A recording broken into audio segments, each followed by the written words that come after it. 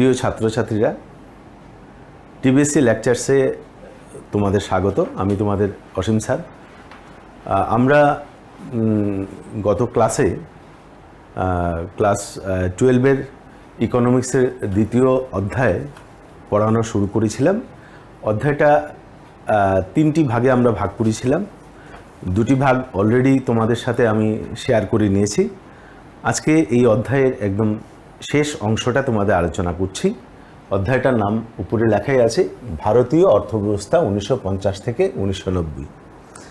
গত ক্লাসগুলিতে আমি বলেছিলাম যে ভারতবর্ষে যে পঞ্চবার্ষিকী পরিকল্পনা, এই পরিকল্পনার 4টি মুখ্য উদ্দেশ্য ছিল। তোমরা মুখ্য উদ্দেশ্যগুলি তোমরা নিশ্চয়ই জানো, যে বিকাশ, তারপর আধুনিকীকরণ, আত্মনির্ভরতা এবং সাম্য। এই যে 4টি উদ্দেশ্য নিয়ে আমাদের যে পঞ্চবার্ষিক পরিকল্পনা হয়েছিল, এবং এর ফলে কৃষি, শিল্প, বাণিজ্য এগুলি ক্ষেত্রে কি কি পরিবর্তন হয়েছিল 1950 থেকে 1990 পর্যন্ত, সেটাই এই অধ্যায়ের আলোচনার বিষয়বস্তু। আমরা কৃষিটা আলোচনা করেছিলাম। আজকে আমরা যে প্রশ্নে যাচ্ছি সেটা হলো শিল্প এবং বাণিজ্য। দেখো, অর্থনীতিবিদরা মানে স্বাধীনতার পরে ভারতের অর্থনীতিবিদরা এটা বুঝেছিলেন যে উন্নতি তখনই হবে, সুদৃঢ় হবে, যখন আমরা শিল্পক্ষেত্রকে সুদৃঢ় করতে পারব। কারণ অ্যাকচুয়ালি দেখো, শিল্পক্ষেত্রে মানে শিল্পক্ষেত্রটাকে কেন প্রেফার বেশি করা হচ্ছে, কারণ শিল্পক্ষেত্রে যে কর্মবিনিয়োগ হয় এটা অনেক দীর্ঘস্থায়ী হয়। তাছাড়া তোমরা এমনিতেই জানো যে অর্থনীতির 3টি ক্ষেত্র আছে, একটা প্রাথমিক ক্ষেত্র, একটা মাধ্যমিক ক্ষেত্র, একটা হলো ত্রয় বা সেবা ক্ষেত্র। যখন একটি দেশ উন্নত হয় তখন প্রাথমিক থেকে মাধ্যমিক থেকে সেবা ক্ষেত্রে অনেক উন্নয়ন করে। কাজেই ভারতবর্ষে শিল্পের উন্নয়ন একান্ত দরকার ছিল। কারণ তোমরা পরিস্থিতি জানো স্বাধীন সময়ে কি ছিল। যেমন দেখো, স্বাধীনতার সময়ে এখানে আমরা লিখেছি, স্বাধীনতার সময়ে অ্যাকচুয়ালি শিল্পের ক্ষেত্রে বৈচিত্র্য তেমন ছিল না। হ্যাঁ, সুতিবস্ত্র, পাট শিল্প এইগুলিই ছিল মোটামুটি আমাদের শিল্পের ক্ষেত্রে, ক্ষুদ্র শিল্প বা এইগুলির ক্ষেত্রে। আর 2টি বৃহৎ শিল্প ছিল, একটা জামশেদপুর আর একটা ছিল কলকাতায়। বৃহৎ শিল্প বলতে সেই শিল্পগুলি যেমন লৌহ ইস্পাত শিল্প, যেগুলিকে আমরা বেসিক এবং কি ইন্ডাস্ট্রি বলি, যেগুলির উন্নয়ন না হলে একটা শিল্পের যে বুনিয়াদ, যে ফাউন্ডেশন, সেটা গঠিত হয় না। তাহলে অর্থাৎ সেই সময়ে, স্বাধীনতার সময়ে শিল্পের যে অবস্থাটা খুব একটা ভালো ছিল না। কাজেই ভারতবর্ষের যারা অর্থনৈতিক চিন্তাবিদরা বুঝেছিলেন যে শিল্পের উন্নয়ন একান্ত দরকার। এবং আমরা প্রথম পঞ্চবার্ষিকী পরিকল্পনাতে আমরা জোর দিলাম কিসের উপর? কৃষির উপর। এবং আমরা অনেক লাভবান হয়েছে, কৃষির উন্নয়ন হয়েছে। দ্বিতীয় পঞ্চবার্ষিক পরিকল্পনা থেকে আমরা জোর দিলাম কিসের উপরে? শিল্পের উন্নয়নের উপরে। কারণ শিল্পকে আমাদের ডেভেলপ করতে হবে। এখানে আমি লিখেছি, দেখো, স্বাধীন ভারতে দ্বিতীয় পরিকল্পনা, এটা সংক্ষেপে লিখেছি, বেশি তো লেখা যাবে না। মানে দ্বিতীয় পরিকল্পনা থেকে ইন্ডাস্ট্রি ডেভেলপমেন্ট উপরে অনেকটা গুরুত্ব দেওয়া হয়। এখন যে আমাদের সামনে চ্যালেঞ্জ ছিল যে আমাদের একদিকে আমাদের মৌলিক শিল্পগুলি, বেসিক ইন্ডাস্ট্রিগুলি ডেভেলপমেন্ট করতে হবে। স্বাধীনতার সময় আমাদের শিল্পের ক্ষেত্রে কোনো বৈচিত্র্যকরণ ছিল না, ভ্যারাইটিস ছিল না। কাজেই আমাদের সেই শিল্পক্ষেত্রকে আরও সাজিয়ে তুলতে হবে, তার বৈচিত্র্যকরণ দরকার। বিভিন্ন ক্ষেত্রে শিল্প স্থাপন করতে হবে, ক্ষুদ্র কুটির শিল্পের আরও প্রসার ঘটাতে হবে। এরকম একটা চ্যালেঞ্জের মুখে আমরা ছিলাম। এখন যে ব্যাপারটা ছিল, তোমাদের আমি এর আগে ক্লাসেও বলেছি যে আমরা আমাদের তখনকার প্রধানমন্ত্রীও চেয়েছিলেন একটা সমাজতান্ত্রিক যে অর্থব্যবস্থার নিরিখে কাজ করা, কিন্তু এটা সম্ভব ছিল না ভারতবর্ষের জন্য। এর জন্য আমরা একটা মিশ্র অর্থব্যবস্থা নিয়েছিলাম। মিশ্র অর্থব্যবস্থা মানে সেখানে সরকারি ক্ষেত্রেও থাকবে, বেসরকারি ক্ষেত্রেও থাকবে। কাজেই সেই সময়ে এখানে একটা কথা আছে, দেখো, শিল্প উন্নয়নে সরকারি ও বেসরকারি ক্ষেত্র, তোমাদের বইয়ের মধ্যে এটা আছে। সরকারের সামনে একটা, বা যারা নীতি নির্দেশিকা প্রস্তুত করতেন তাদের সামনে একটা বড় প্রশ্ন ছিল যে শিল্পক্ষেত্রে উন্নয়নের জন্য কার ভূমিকা কি হবে, সরকারি ক্ষেত্রে বেশি হবে না বেসরকারি ক্ষেত্রে হবে। কিন্তু অ্যাকচুয়ালি স্বাধীনতার সময়ে অর্থব্যবস্থার উন্নয়নে প্রয়োজন ছিল শিল্প স্থাপন করার মতো, মানে বিশেষত যে বেসিক ইন্ডাস্ট্রির মতো শিল্প স্থাপন করার জন্য প্রচুর মূলধনের দরকার ছিল। কিন্তু আমরা স্বাধীনতার সময় দেখি যে এরকম বিশাল মূলধন প্রয়োগ করার মতো বা বিনিয়োগ করার মতো শিল্পপতিরা তেমন ছিলেন না। আর যদিও বা থাকতেন, কিন্তু তবুও এরকম বৃহৎ ইন্ডাস্ট্রি গড়ে তুলে যে তারা একটা বৃহৎ মানে বাজার পাবেন তার সুবিধা ছিল না, কাজে সেই ক্ষেত্রে বিনিয়োগ হতো না। তার জন্য অ্যাকচুয়ালি এই সমস্ত মৌলিক ভারী শিল্প স্থাপনের যে দায়িত্বটা পড়ে কার উপর? সরকারের উপর। কারণ সরকার জানেন যে এইগুলি হলো মানে শিল্প স্থাপনের মুখ্য বুনিয়াদ। কাজেই সরকার ওই সমস্ত গুরুত্বপূর্ণ শিল্পগুলিকে সরকারি নিয়ন্ত্রণের অধীনে রেখে এবং সেগুলি স্থাপনের সরকার চেষ্টা করলেন। বেসরকারি ক্ষেত্রকেও সরকার দিলেন, বললেন অনেক ক্ষেত্রেই বেসরকারি শিল্পগুলি সরকারি প্রতিষ্ঠানের মানে সরকারি শিল্প প্রতিষ্ঠানে পরিপূরক হিসাবে কাজ করত। কিন্তু অর্থনীতির যে শিল্প উন্নয়নের যে পরিকল্পনা, তার ক্ষেত্রে সেই সময় মুখ্য ভূমিকা নিতে হয়েছিল সরকারকে, এবং সরকার কিন্তু বাধ্য ছিলেন। তোমাদের এখানে প্রশ্নও আছে, কেন সরকার মানে সরকারকেই শিল্প উন্নয়নের ক্ষেত্রে একটা গুরুত্বপূর্ণ ভূমিকা নিতে হলো, এটা তোমরা অনুশীলনী প্রশ্নের মধ্যে পাবে। এটার উত্তর কিন্তু এখানেই আছে। তারপর দেখো আমরা আসছি যে 1956 সালের শিল্পনীতি। 56 সালের 1956-এর যে শিল্পনীতি, সেই শিল্পনীতিতে সরকার শিল্পক্ষেত্রে যে বিভিন্ন উদ্যোগ বা প্রতিষ্ঠান আছে সেগুলিকে 3টি ভাগে ভাগ করলেন। একটা হলো, দেখো লেখা আছে সরকারি ক্ষেত্র, একটা হলো যৌথ ক্ষেত্র। আমি এখানে তোমাদের বুঝিয়ে দিয়েছি, যৌথ ক্ষেত্র মানে জয়েন্ট সেক্টর। জয়েন্ট সেক্টর মানে কি? সেখানে সরকারও কাজ করবে না, বা বেসরকারি প্রতিষ্ঠানও কাজ করবে না, যৌথভাবে মিলে কাজ করবে। তবে এখানে বেসরকারি ক্ষেত্রগুলি কাজ করবে সরকারি প্রতিষ্ঠানের পরিপূরক হিসাবে। এই যৌথ ক্ষেত্রতেও কিন্তু সরকারের একটা প্রাধান্য ছিল। যৌথ ক্ষেত্রে যে যে শিল্পগুলি হবে বা সব কিছু হবে, তার যে মানে ডিসিশনটা, হ্যাঁ, বা এখানে যে লাইসেন্স দিয়ে যেটা সরকার চালু করবেন, সেটা কিন্তু সরকার সিদ্ধান্ত নেবেন। বেসরকারি ক্ষেত্রগুলি সরকারের পরিপূরক হিসাবে কাজ করবে। আর সরকার কি করলেন? আর তৃতীয় যেটা ক্ষেত্র হলো সেটা হলো বেসরকারি ক্ষেত্র। বেশ কিছু শিল্প প্রতিষ্ঠানকে সরকার বেসরকারি ক্ষেত্রের হাতে ছেড়ে দিলেন, যে ওই সমস্ত ক্ষেত্রগুলিতে বেসরকারি উদ্যোক্তারা কাজ করবে। কিন্তু সেই ক্ষেত্রেও কিছুটা সরকারি নিয়ন্ত্রণ ছিল, কারণ বেসরকারি ক্ষেত্রগুলি ওই যে সমস্ত ক্ষেত্রকে সরকার ছেড়ে দিয়েছিলেন যে এই ক্ষেত্রে বেসরকারি উদ্যোক্তারা প্রতিষ্ঠান বা শিল্প প্রতিষ্ঠান চালু করতে পারবেন, কিন্তু সেই ক্ষেত্রে কিন্তু সরকারি একটা লাইসেন্স প্রথা ছিল। অর্থাৎ সরকারের কাছ থেকে লাইসেন্স নিয়ে সেটা কাজ করতে হবে। এবং এখানেও একটা ব্যাপার ছিল, দেখো সরকার লাইসেন্স পদ্ধতি চালু করেছিলেন বিভিন্ন কারণে। ভারতবর্ষে যখন ভারত স্বাধীন হলো, তখন দেখা গেল যে ভারতের শিল্প উন্নয়নের ক্ষেত্রে বা শিল্পের ক্ষেত্রে একটা আঞ্চলিক বৈষম্য দেখা দিল।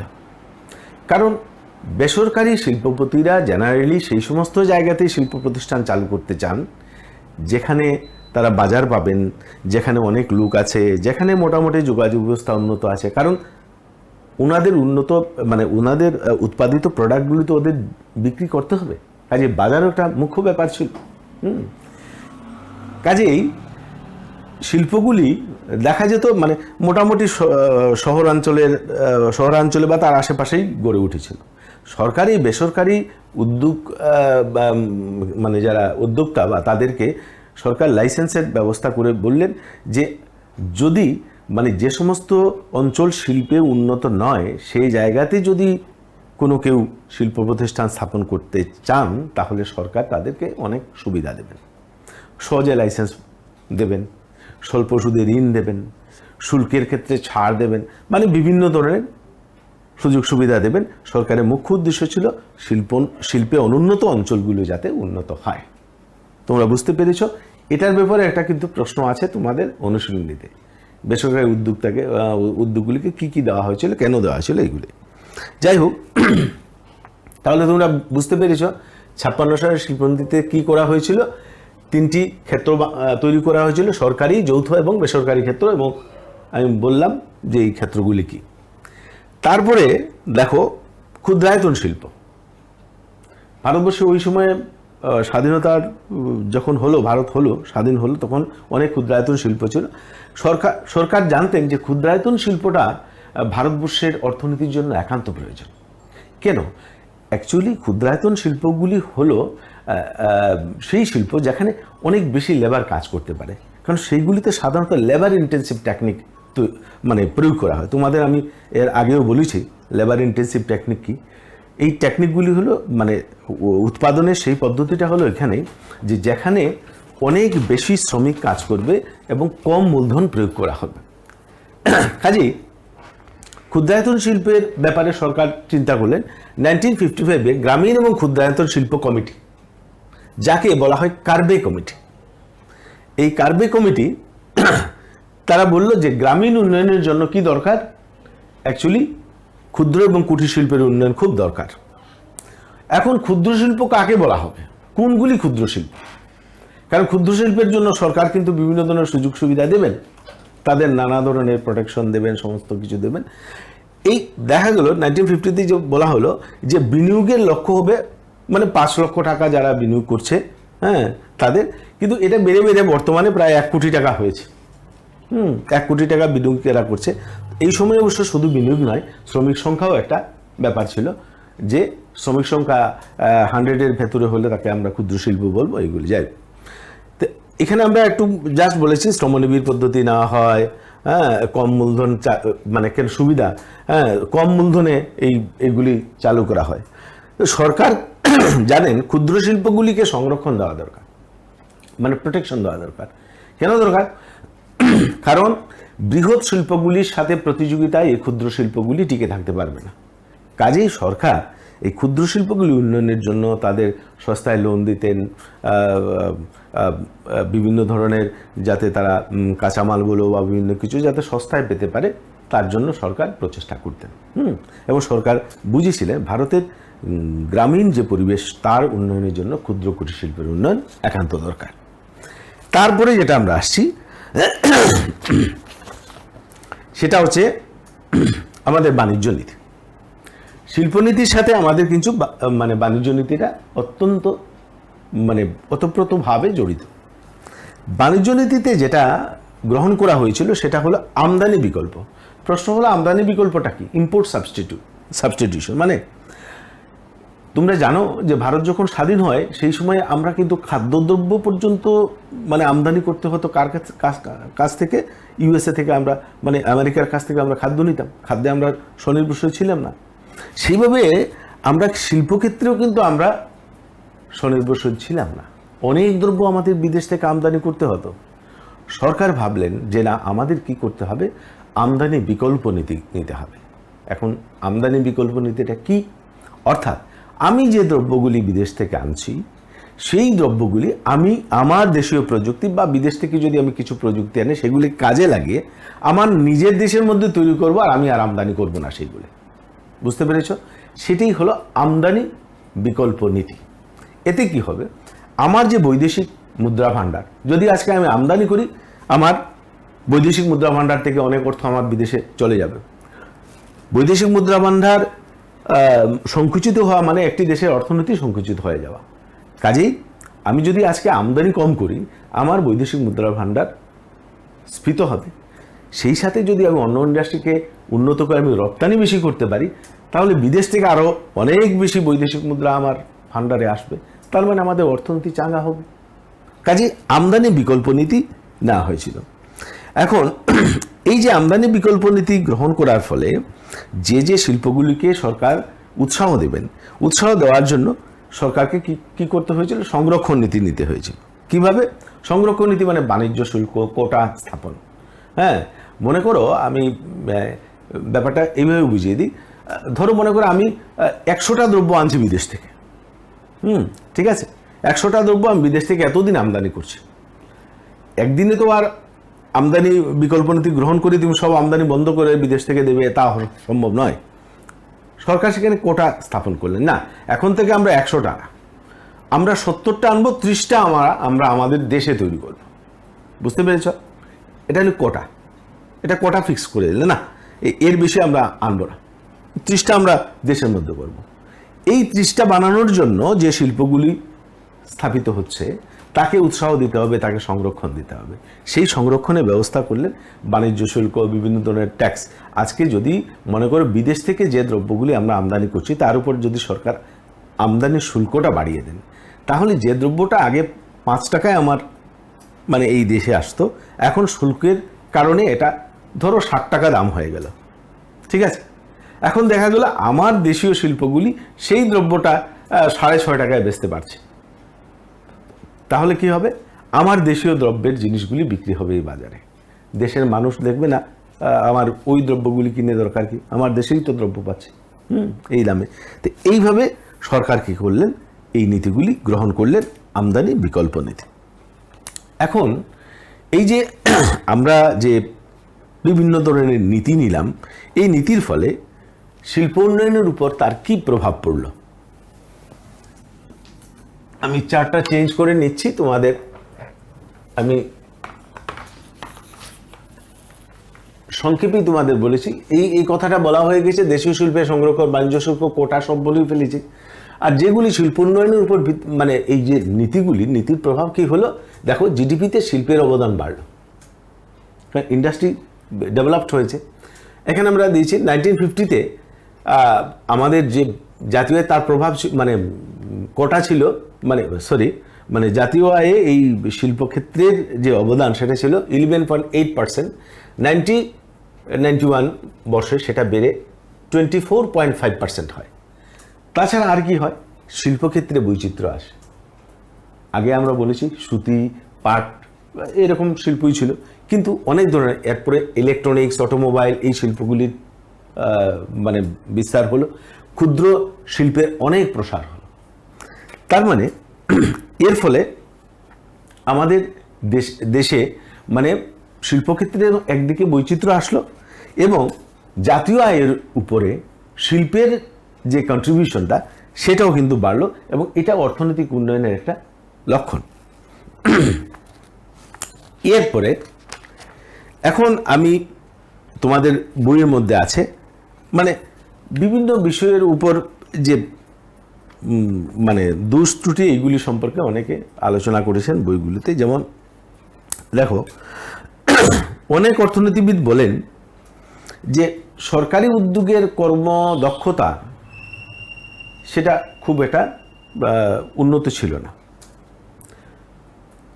তোমাদের আমি আলোচনা করেছি কেন সরকারি উদ্যোগ বিভিন্ন ক্ষেত্রে তখন প্রয়োজনীয় ছিল, এবং সরকারও কেন মানে গুরুত্বপূর্ণ মানে শিল্পক্ষেত্রগুলি সরকারের হাতে রাখলেন, এটা একটু আগে আমি আলোচনা করেছি।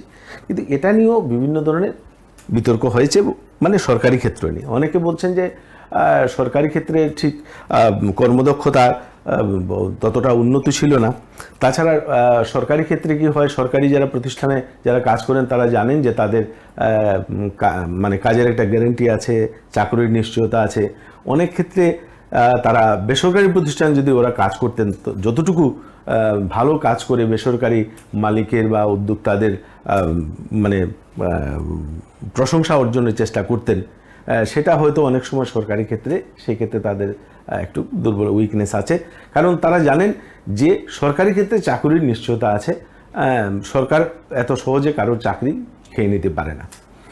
এর ফলে কর্মদক্ষতার ক্ষেত্রে একটা অভাব দেখা যেত। এটা অনেকে মানে সমালোচনা করেন সরকারি ক্ষেত্রে। হ্যাঁ, কিন্তু ব্যাপার হচ্ছে আরও তারা উদাহরণ দিয়েছেন যে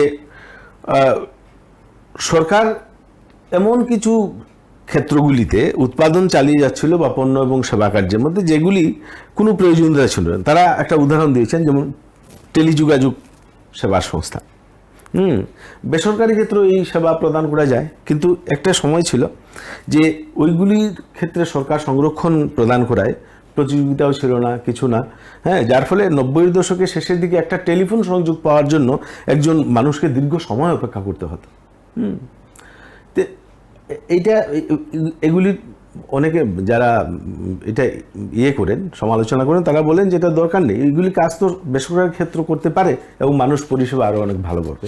সংরক্ষণের ক্ষেত্রেও তাদের একটা ছিল যে অনেক সময় দেখা গেছে যে সংরক্ষণ দেওয়া হয়েছে ওই কোনো ইন্ডাস্ট্রি বা অনেক কিছুকে, যে তোমরা এই দ্রব্যগুলি তৈরি করো। এই ক্ষেত্রে কি হয়, অনেক ক্ষেত্রে মানে অনেক যারা সমালোচনা করেন তারা বলেন যে যখন কোনো ইন্ডাস্ট্রির মালিক মনে করে আমি সরকারি সংরক্ষণে আছি, আমি সুবিধা পাচ্ছি, আমার দ্রব্য বিক্রিত হবে, আমার দ্রব্যের জন্য একটা অলরেডি বাজার আছে, অর্থাৎ তাকে প্রতিযোগিতা করতে হচ্ছে না বাইরের কোনো ইন্ডাস্ট্রির সাথে। এর ফলে অনেক সময় কি হয়, তারা উন্নত মানের দ্রব্য না তৈরি করেও তারা জানে তাদের বাজার আছে, কাজে দ্রব্যের মান উন্নত করা কিভাবে যায়, হ্যাঁ, কীভাবে মানে আরও ভালো পরিষেবা মানুষকে দেওয়া যায়, সেটা তারা চিন্তা করতো না। অর্থাৎ এক ধরনের একচেটিয়া মনোভাব তাদের মধ্যে সৃষ্টি হতো। এতে ভোক্তারা মানে বা ভোগকারীরা ক্ষতিগ্রস্ত হতো। এ নিয়েও অনেকে সমালোচনা কিন্তু করেন। হ্যাঁ, আরেকটা ব্যাপার হচ্ছে লাইসেন্স নিয়ে অনেকে বলেছেন যে অ্যাকচুয়ালি লাইসেন্সটা প্রয়োজন ছিল, সরকার যে উদ্দেশ্য করেছিলেন এটা লাইসেন্সটা প্রয়োজন ছিল বিভিন্ন কারণে, কোনো নতুন শিল্প স্থাপন করে। কিন্তু অনেক সময় দেখা গেছে এই যে লাইসেন্স প্রথাটাকে কিছু কিছু শিল্পগোষ্ঠী অপব্যবহার করেছে। তারা মনে করো সরকারি প্রতিষ্ঠান যেগুলি থেকে মানে লাইসেন্স দেওয়া হয় সেগুলি থেকে একটা লবিবাজি করেছে। তারা সেখান থেকে অনেক সময় দেখা গেছে বড় বড় শিল্পপতিরাই বিভিন্ন জায়গাতে শিল্প স্থাপনের জন্য লাইসেন্স পেয়ে গেছে, কিন্তু তাদের মুখ্য উদ্দেশ্য অনেক সময় দেখা গেছে যে শিল্প স্থাপন করবো তা নয়, যাতে আর কেউ শিল্প স্থাপন করতে না পারে, তাই আমরা লাইসেন্স নিয়ে আগে বসে রইলাম, আর আমার অন্য জায়গার ইন্ডাস্ট্রির দ্রব্য তো চলছে। এইভাবে সব কিছুর মধ্যে একটা ভালো দিকও আছে, আবার খারাপ দিকও ছিল। যাই হোক, যে তবে অনেকে আবার বলেন যে সরকারি ক্ষেত্র দরকার, কারণ সরকারি ক্ষেত্রে শ্রমিকদের যারা কাজ করেন তাদের জীবনের নিরাপত্তা থাকে, কাজের নিরাপত্তা থাকে। আর সরকারি ক্ষেত্রকে সবসময় একটা প্রফিট মেকিং ইনস্টিটিউশন ভাবলে চলবে না, কারণ সরকারের বা সরকারি প্রতিষ্ঠানের মুখ্য উদ্দেশ্য শুধু অর্থ লাভ করা নয়, সমাজ সেবা করা, মানুষের কল্যাণে কাজ করা। কাজে সরকারি প্রতিষ্ঠান প্রথম লাভের কথা চিন্তা করে না, সরকারি প্রতিষ্ঠান চিন্তা করে আমি কতজন শ্রমিককে কাজ দিতে পারবো, কতজন বেকারের সমস্যাকে সমাধান করতে পারবো। কাজেই এই দিক থেকে একটা সোশ্যাল সিকিউরিটির ব্যাপার আছে, বিভিন্ন দিক থেকে সরকারি ক্ষেত্রে কিন্তু প্রয়োজনীয়তা রয়েছে। যাই হোক, এই মোটামুটি তোমাদের আলোচনা। এখন আমরা তোমাদের গতদিন অনুশীলনের প্রশ্নগুলি আমরা 11 নম্বর পর্যন্ত প্রশ্নের উত্তর আলোচনা করেছিলাম। আজকে যেগুলি আছে আমি খুব সংক্ষেপে আলোচনা করছি, তোমরা সেগুলি আমার আলোচনা থেকে আমি আশা রাখছি তোমরা উত্তর করতে পারবে, বইটাও পড়বে। যেমন দেখো, পরিকল্পনাকালে শিল্পক্ষেত্রের উন্নয়নে সরকারি ক্ষেত্রকে অগ্রণীর ভূমিকা প্রদান করা হয়েছিল কেন? আমি একটু আগে বলেছি যে ভারত স্বাধীন হওয়ার পরে যে ভারতবর্ষের যে শিল্পপতিরা যারা ছিলেন, বৃহৎ শিল্প প্রতিষ্ঠান স্থাপনের জন্য বা বেসিক অ্যান্ড কি ইন্ডাস্ট্রি, মূল এবং ভারী শিল্প উন্নয়নের জন্য তাদের তেমন ক্যাপিটাল ছিল না। আর যদি কারো ক্যাপিটাল থাকতো, বাজার ছিল না। প্লাস ওই সমস্ত প্রতিষ্ঠান থেকে লাভ পেতে মনে করো 15 to 20 ইয়ার্স লাগতে পারে। এত দীর্ঘকালীন বিনিয়োগ অনেক ব্যক্তি বিশেষ করতে চায় না, কিন্তু দেশের শিল্পের মৌলিক পরিকাঠামোকে উন্নয়ন করার জন্য, তার বুনিয়াদকে সুদৃঢ় করার জন্য এই শিল্পগুলি একান্ত দরকার। তাহলে কে করবে কাজটা? সরকারকেই করতে হবে। কাজেই সরকারকে বাধ্য হয়ে নিতে হয়েছিল। একদম ইজি উত্তর। আচ্ছা, সবুজ এখানে দেখো, আমরা আগের আলোচনা একটা প্রশ্ন এখানে এসে পড়েছে কৃষির উপরে। সবুজ বিপ্লবের ফলে সরকার যথেষ্ট পরিমাণ খাদ্যশস্য সংগ্রহের মাধ্যমে এর মজুদ সৃষ্টি করতে সমর্থ হয়েছিল, যাতে তা খাদ্যের অভাবের সময়ে ব্যবহার করা যায়। বক্তব্যটি ব্যাকরণ। আর অ্যাকচুয়ালি প্রথম পঞ্চবার্ষিক পরিকল্পনাতে আমাদের মূল লক্ষ্য ছিল কৃষির উন্নয়ন, কারণ আমরা খাদ্যের জন্য আমেরিকার মতো দেশের উপরে আমরা নির্ভর করতাম, অথচ আমাদের দেশে প্রচুর জমি আছে, সব কিছু আছে, কৃষক আছে, সব কিছু আছে। হ্যাঁ, এবং মানে আমরা তো দেখেছি যে এই আমাদের কৃষির উন্নয়ন হয়েছে, উৎপাদন বেড়েছে, গ্রিন লিবারেশন ফলে একটা বৈপ্লবিক পরিবর্তন হয়েছে, মজুদ ভাণ্ডার বেড়েছে। হ্যাঁ, এবং এটা ঠিকই আছে। হ্যাঁ, এই বক্তব্য তো সত্য। 14 নম্বর যে প্রশ্নটা, যদিও ভর্তুকি কৃষকদের নতুন প্রযুক্তি গ্রহণে উৎসাহ প্রদান করে, তবুও এর ফলে সরকারের উপর আর্থিক ক্ষেত্রে বিশাল বোঝার সৃষ্টি হয়। এই প্রসঙ্গে ভর্তুকির সুবিধাগুলি আলোচনা করুন। ঠিক আছে, ভর্তুকি তো স্বাভাবিক, আমি গত ক্লাসেও বলেছি ভর্তুকি জিনিসটা কি। হ্যাঁ, সরকারের উপরে অর্থের বোঝা আসে, এটা ঠিক আছে, কিন্তু ভর্তুকি সুবিধা বলতে মানে ভর্তুকি তো দিতেই হবে। আজকে যদি সরকার, যেমন আমরা দেখেছি সবুজ বিপ্লবের সময় HYB প্রযুক্তি সরকার আনলেন, এই যে নতুন প্রযুক্তি, একজন কৃষক সে নতুন প্রযুক্তির একটা অনিশ্চয়তা থাকতে পারে, সে কিভাবে যাবে? তাকে যদি আমি ভর্তুকি না দিই তাহলে নতুন প্রযুক্তির সুফল তাকে বোঝাতে পারবো না, কাজে ভর্তুকি দরকার আছে। আজকে কৃষককে যদি আমি সস্তায় সার দেই, সস্তায় কীটনাশক ঔষধ দেই, তারপরে কৃষি যন্ত্রপাতি জন্য তাকে আমি সহজ শর্তে ঋণ দেই, হ্যাঁ, তাহলে কি হবে? এই ক্ষুদ্র কৃষকরাও কিন্তু উন্নত হবে এবং সার্বিকভাবে কৃষি ব্যবস্থা উন্নয়ন হবে। কাজেই ভর্তুকি কৃষিক্ষেত্রের উন্নয়নের জন্য একান্ত প্রয়োজন। তার সুবিধা তো এইগুলি। নেক্সট, সবুজ বিপ্লবের বাস্তবায়ন সত্ত্বেও 1990 সাল পর্যন্ত 65% জনগণ কৃষিক্ষেত্রের উপর নির্ভরশীল ছিল। কেন? এই আলোচনা আমি আগে করেছি যে 1990 সাল পর্যন্ত দেখা গেছে যে কৃষিক্ষেত্রের জাতীয় আয়ের অবদান কমেছে, কিন্তু সবচেয়ে বড় কথা হলো তখনও 65% কৃষক প্রত্যক্ষ বা পরোক্ষভাবে নির্ভরশীল রয়ে গেছে কৃষির উপরে। অথচ সেই সময়ে শিল্পের উন্নয়ন ঘটেছে এবং শিল্পের উন্নয়নের ফলে আমাদের যে জাতীয় আয়ের উপর শিল্পের কিন্তু মানে কন্ট্রিবিউশন, তার অবদান বেড়েছে। কিন্তু কেন 65% মানে পার্সেন্ট এরা মানে কৃষি ক্ষেত্রের উপর নির্ভরশীল রইল? এর কারণ হলো, এটা তোমাদের বইও লেখা আছে, কারণ যারা শিল্প প্রতিষ্ঠান চালু করেছেন তারা কৃষিক্ষেত্র থেকে কৃষকদের বা কৃষি শ্রমিকদের শিল্পক্ষেত্রে নিয়ে যেতে চাননি। এটাই তারা মুখ্য কারণ ছিল, এবং হয়তো এখানে সরকারি নীতিরও একটা সমস্যা ছিল। হ্যাঁ, এই জন্যই 65% জনগণ তখনও নির্ভরশীল ছিল কৃষির উপরে। নেক্সট, শিল্পের জন্য বেসরকারি ক্ষেত্র খুব প্রয়োজনীয় হলেও অনেক সরকারি অধীনস্থ সংস্থা বিপুল লোকসানে চলছে এবং শিল্পের জন্য সরকারি ক্ষেত্র খুব প্রয়োজনীয় হলেও অনেক সরকারি অধীনস্থ সংস্থা বিপুল লোকসানে চলছে এবং অর্থ ব্যবস্থায় সম্পদের অপচয় ঘটাচ্ছে। এই প্রসঙ্গে সরকারি ক্ষেত্রের উপকারিতাগুলি আলোচনা করো। ঠিক আছে, সরকার পরিচালিত অনেক সংস্থা ক্ষতিতে চলছে, ঠিক আছে, কিন্তু সরকারি ক্ষেত্রে কিন্তু প্রয়োজন আছে। যেটা আমি বললাম যে সরকারি ক্ষেত্রটা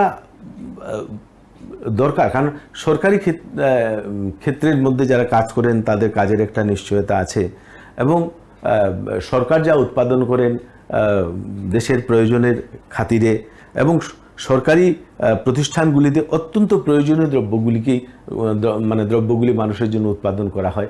সরকার সবসময় চান জনগণের যাতে এমনিটি সুযোগ সুবিধাগুলি বাড়ে। হ্যাঁ, কাজেই আমাদের মতো দেশে এখনও সরকারি ক্ষেত্রের গুরুত্ব কিন্তু রয়েছে। সরকারি ক্ষেত্রকে বিভিন্ন দিক থেকে মানে আমরা সমর্থন করি, কারণ সরকারি ক্ষেত্রগুলি প্রফিট মেকিং ইনস্টিটিউশন হিসাবে দেখা হয় না, জনগণকে একটা অর্থনৈতিক এবং বিভিন্ন ক্ষেত্রে একটা মানে প্রোটেকশন দেওয়ার জন্য সংস্থা আছে। হ্যাঁ, সংস্থা হিসেবে দেখা হয়। বেসরকারি ক্ষেত্রগুলি শুধু প্রফিটই তারা দেখে। হ্যাঁ, এবং শ্রমিকদের সেখানে কাজের কোনো নিশ্চয়তা থাকে না, যে কোনো সময় বেসরকারি একজন মালিক শ্রমিককে ছাঁটাই করে দিতে পারে।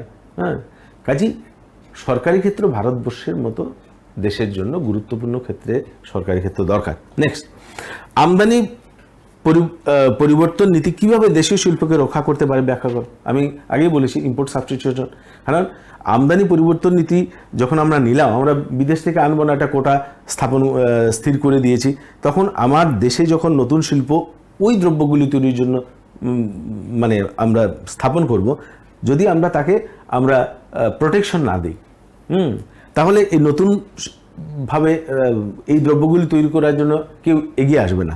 কাজেই শিল্পগুলিকে রক্ষা করতে হবে, বিদেশি প্রতিযোগিতার হাত থেকে শিল্পকে রক্ষা করতে হবে। হ্যাঁ, কাজেই নতুন অবস্থায় যে শিল্পগুলি গজিয়ে উঠবে এগুলি আমরা শিশু শিল্প হিসাবে ধরবো, কাজে তাদেরকে প্রোটেকশন দিতেই হবে।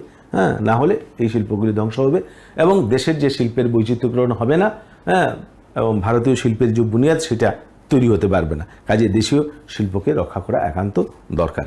নেক্সট, 1955 মানে 55 সালের শিল্পনীতিতে IPR 1956 কিভাবে বেসরকারি ক্ষেত্রে পরিচালনার কথা বলা হয়েছে এবং কেন, এটা আগেই আলোচনা করেছি আমি। তা IPRটা তোমাদের বইয়ের মধ্যে ফুল ফর্মটা দেওয়া নেই, এই জন্য আমি বলছি। IPR অর্থ হলো ইন্ডাস্ট্রিয়াল পলিসি রেজলিউশন। সেটা 1956-এ নেওয়া হয়েছিল এপ্রিল মাসে। যাই হোক, তা এটা আমি আগে আলোচনা করেছি কিভাবে বেসরকারি ক্ষেত্র পরিচালনার কথা বলা হয়েছে। সরকার বেশ কিছু শিল্পগুলিকে রেখেছেন কার জন্য? বেসরকারি ক্ষেত্রের জন্য। ওই সমস্ত ক্ষেত্রে বেসরকারি প্রতিষ্ঠানগুলি বিনিয়োগ করবে। সরকার লাইসেন্স প্রথা চালু করেছেন। কেন লাইসেন্স চালু করেছেন? কারণ সরকার বুঝবেন যেগুলি কতটুকু প্রয়োজনীয়তা আছে। হ্যাঁ, যদি একদম মুক্তহস্ত করে দেওয়া হয়, অনেক সময় বেসরকারি শিল্প প্রতিষ্ঠান বুঝবে না যে দেশের সত্যিকারের প্রয়োজন কতটুকু আছে। তারা মনে করে ওভার প্রোডাকশন হলো, প্রচুর উৎপাদন করে ফেললো, হঠাৎ করে দেখা গেলো এগুলি বাজার নেই, বিক্রি হচ্ছে না, তাহলে ওই শিল্প প্রতিষ্ঠানগুলি কিন্তু ধ্বংস হয়ে যাবে। কাজে বেসরকারি শিল্প প্রতিষ্ঠানের উপরে একটা সরকারি কন্ট্রোল ছিল, লাইসেন্স প্রথা। লাইসেন্স প্রথার মাধ্যমে, এবং সরকার বুঝতেন প্রয়োজনে এই শিল্পগুলি দেওয়া হবে।